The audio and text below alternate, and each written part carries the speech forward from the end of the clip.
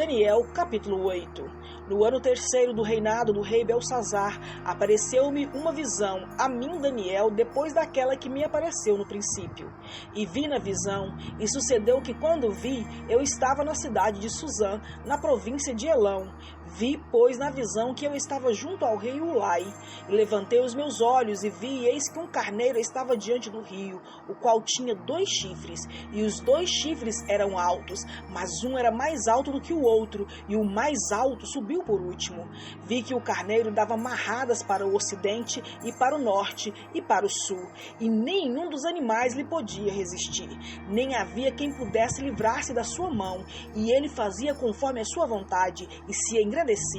E estando eu considerando, eis que um bode vinha do ocidente sobre toda a terra, mas sem tocar no chão, e aquele bode tinha um chifre insigne entre os olhos, e dirigiu-se ao carneiro que tinha os 2 chifres, ao qual eu tinha visto em pé diante do rio, e correu contra ele no ímpeto da sua força, e vi-o chegar perto do carneiro enfurecido contra ele, e ferindo-se quebrou-lhe os 2 chifres, pois não havia força no carneiro para lhe resistir, e o bode o lançou por terra e pisou aos pés.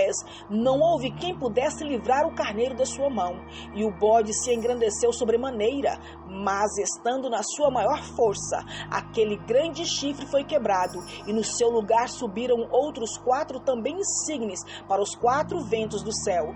E de um deles saiu um chifre muito pequeno, o qual cresceu muito para o sul, e para o oriente, e para a terra formosa, e se engrandeceu até contra o exército do céu, e a alguns do exército e das estrelas lançou por toda a terra e os pisou.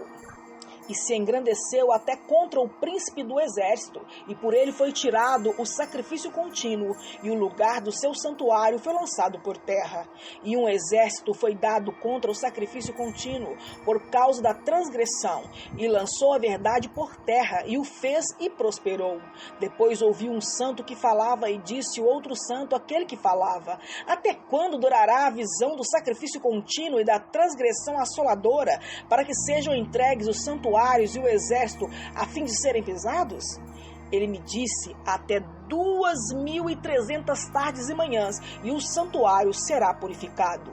E aconteceu que, havendo eu, Daniel, tido a visão, procurei o significado, e eis que se apresentou diante de mim como que uma semelhança de homem, e ouvia uma voz de homem entre as margens do Ulai, a qual gritou e disse: Gabriel, dá a entender a este a visão.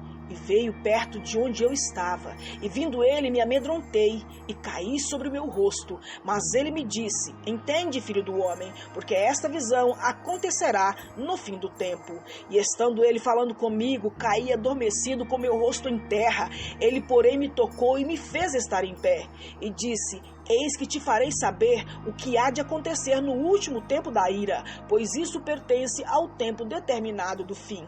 Aquele carneiro que viste com 2 chifres são os reis da Média e da Pérsia, mas o bode peludo é o rei da Grécia, e o grande chifre que tinha entre os olhos é o primeiro rei.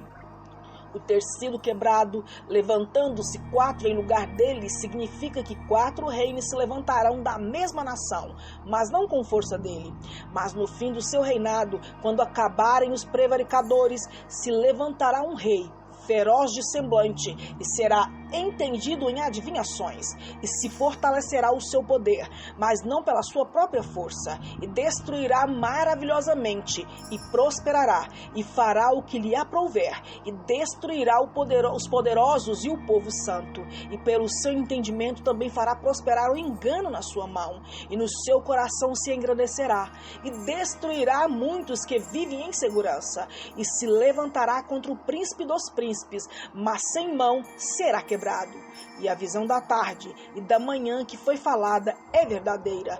Tu, porém, cerra a visão, porque se refere aos dias muito distantes.